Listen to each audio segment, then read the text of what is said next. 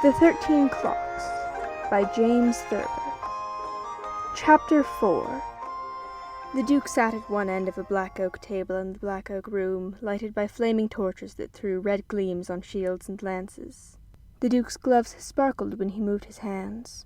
He stared moodily through his monocle at young Prince Zorn. The Duke sneered, which made him even colder. "So you would hunt the boar," he said, "or travel thrice around the moon, or turn November into June." He laughed, and a torch went out. "Cerelinda, November turns November into June. A cow can travel thrice around the moon, or even more. And anyone can merely hunt the boar. I have another plan for you. I thought it up myself last night while I was killing mice. I'll send you out to find 1,000 jewels and bring them back." The prince turned pale, or tried to. "A wandering minstrel, I," he said. "A thing of rubies and sapphires." The Duke's chuckle sounded like ice cackling in a cauldron. "For you are Zorn of Zorna," he whispered softly. "Your father's casks and vaults and coffers shine with jewels. In 66 days you could sail to Zorna and return." "It always takes my father 33 days to make decisions," cried the prince. The Duke grinned.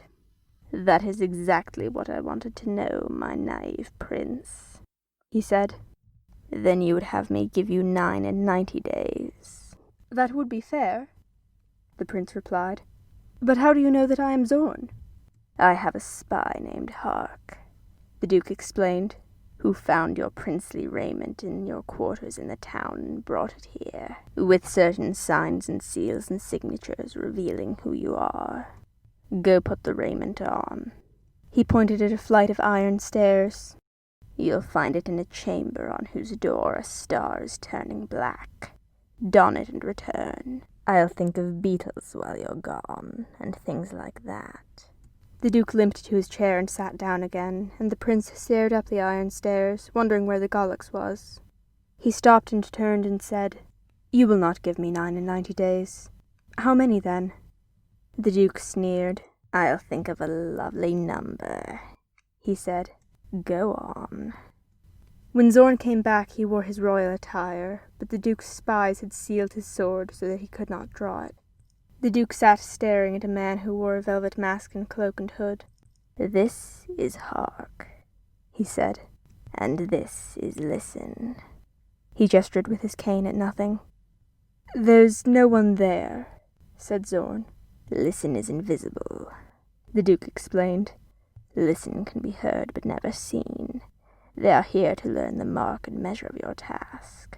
I give you 99 hours, not 99 days, to find 1,000 jewels and bring them here. When you return, the clocks must all be striking 5. "The clocks here in the castle?" asked the prince. "The 13 clocks?" "The clocks here in the castle," said the Duke. "The 13 clocks." The prince looked at the 2 clocks on the walls. Their hands pointed to 10 minutes of 5. "The hands are frozen," said the prince. "The clocks are dead." "Precisely," said the Duke.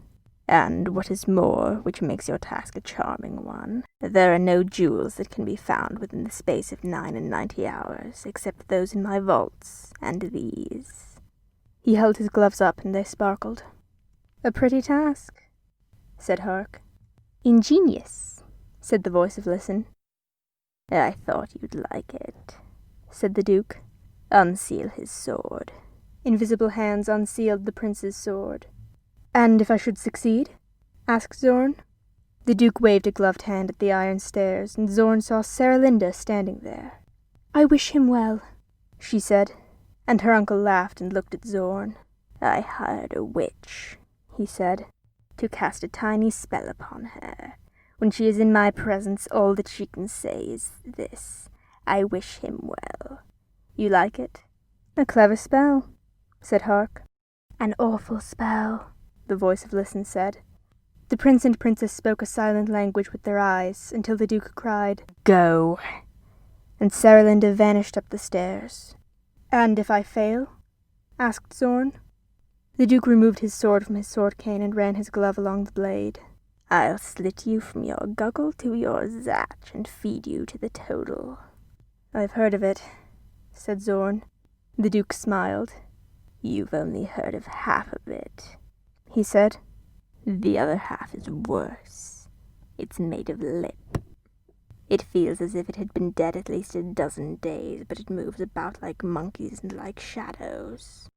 The prince took out his sword and put it back.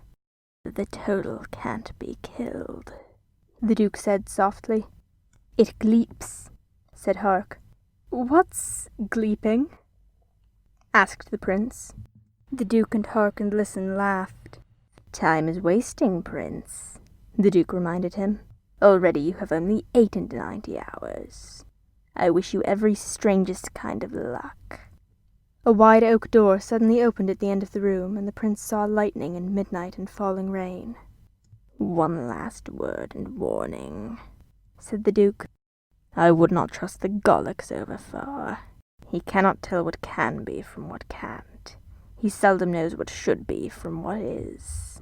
The prince glanced at Hark and at the Duke, and at his spot where he thought Listen stood. "When all the clocks are striking 5, he said, and left the room. The laughter of the Duke and Hark and Listen followed him out the door and down the stairs and into the darkness. When he had gone a few steps from the castle, he looked up at a lighted window and thought he saw the Princess Saralinda standing there.